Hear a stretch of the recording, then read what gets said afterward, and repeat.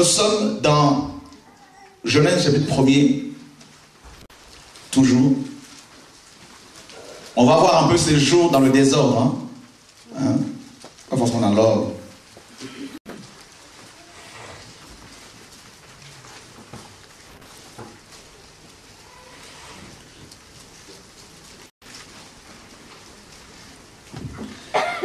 Nous sommes au chapitre 9, le 3e jour.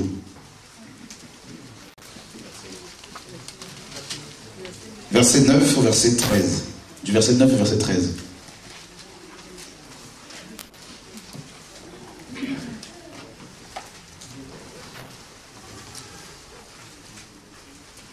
Quelqu'un peut me faire la lecture de ce passage?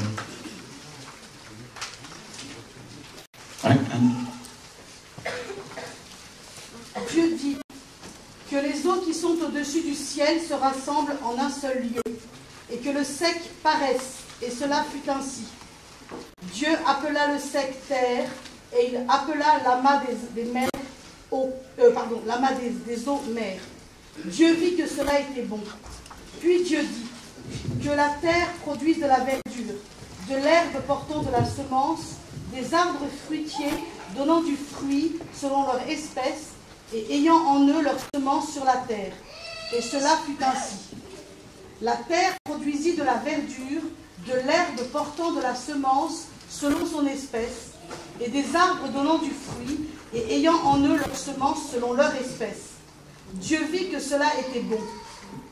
Ainsi, il y eut un soir, et il y eut un matin, ce fut le 3e jour. Ok, nous sommes dans la révélation du 3e jour de la création. Hier, on a vu le 1er jour, aujourd'hui, c'est le 3e jour de la création.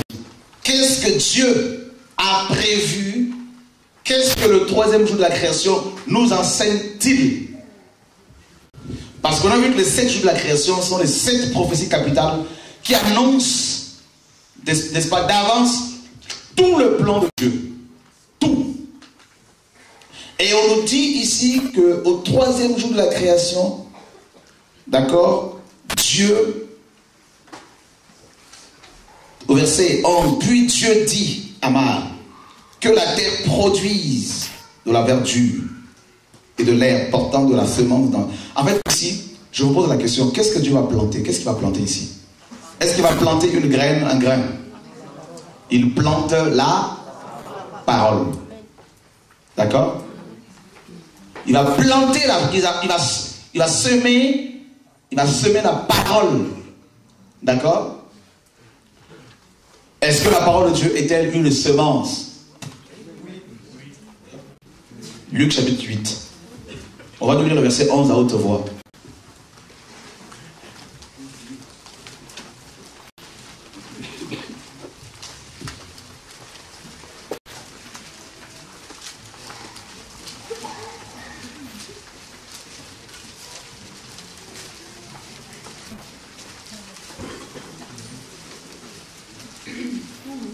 On peut y aller, Anne?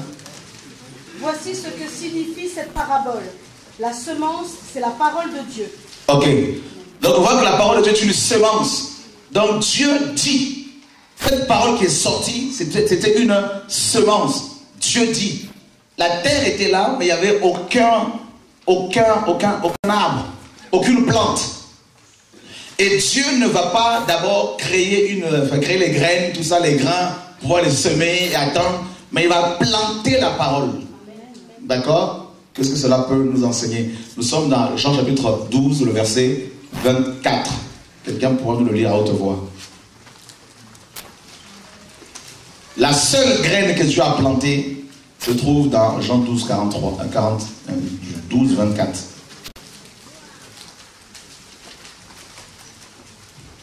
En vérité, je vous le dis, si le grain de blé qui est tombé en terre ne meurt, il reste seul.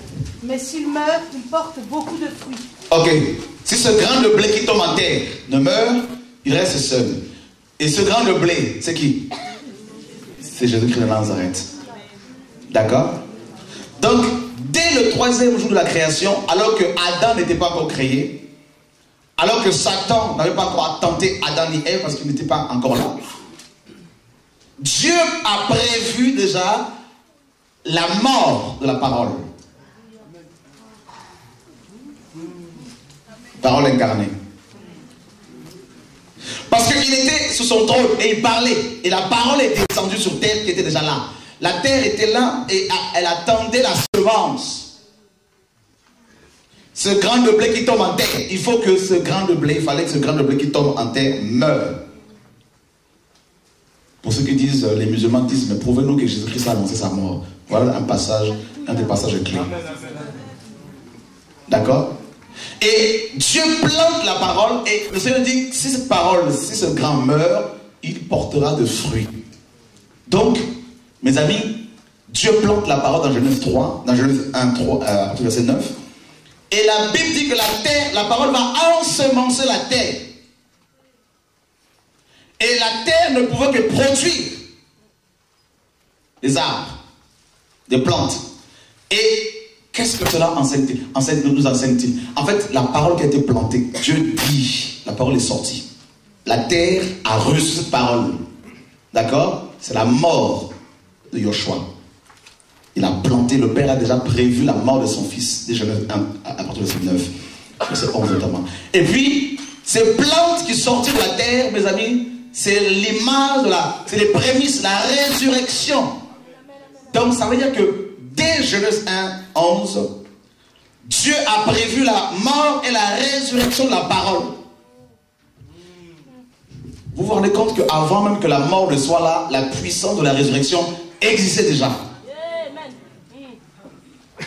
Donc quand on comprend ces choses-là, on ne peut plus avoir peur de la mort.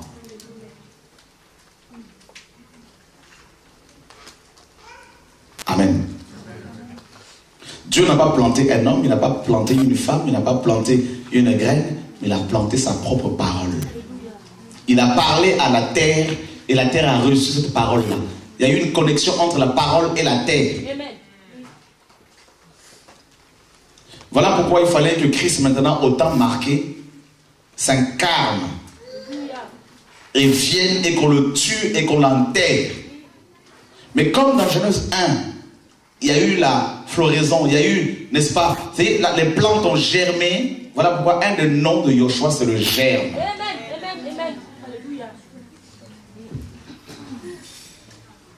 Voilà pourquoi, mes amis, est-ce que vous me suivez? Ça y est, c'est une parole, quand on la plante, elle germe toujours. Même si tu la refuses, si elle rentre dans ton cœur là, tu vas partir comme ça, tu peux insulter Shora. Une semaine après là, si tu es de Dieu, ça va germer quoi, le réveil, frère.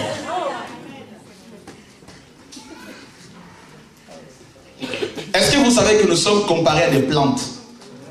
Jean dit dans Luc 3, et dans Matthieu 3 également, il dit, toute plante que n'a pas planté Dieu sera déracinée. Et dans Jean 15, nous sommes comparés à des sarments, des branches. Et nous sommes appelés à porter des fruits. Voilà pourquoi la Bible dit que celui qui porte des fruits, Dieu, le Père va l'aimer. Le Seigneur dit. Parce que tu reçois la parole, automatiquement tout ce qui est mort en toi ressuscite. Voilà pourquoi, pour qu'il y ait un véritable réveil, il faut qu'il y ait la semence sur la parole. Il faut bien planter la parole. Et dans la parabole de 4 terrains, là justement dans Luc 8, mes amis, il y a 4 terrains et il y en a un seul qui était fertile pour recevoir la parole. Et parce que cette terre était fertile, elle a reçu la parole a germé, la parole a d'abord, il y a eu la mort d'abord, et puis par la suite, cette parole a germé. Et on nous parle de 3 types de fruits, 30, 60 et 100 dans la progression. C'est le réveil, c'est la résurrection, mes amis. Donc avant même que Satan n'amène la mort, parce que la mort est rentrée par Adam à cause de Satan qui l'a tenté, Dieu a prévu, mais avant, mes amis, avant un problème, avant qu'un problème n'arrive, Dieu prévoit déjà la solution. C'est ça la puissance de Dieu que nous servons, mes amis. Avant la mort, il y a déjà la solution de la mort. Donc voilà pourquoi le Seigneur dit, celui qui meurt, vit. Celui qui croit en moi vivra même s'il meurt. Il te fait comprendre que la résurrection existe avant la mort. Et c'était au 3e jour de la création, en plus de ça, dans Genèse 1. Et Christ est ressuscité le 3e jour. Ça y est que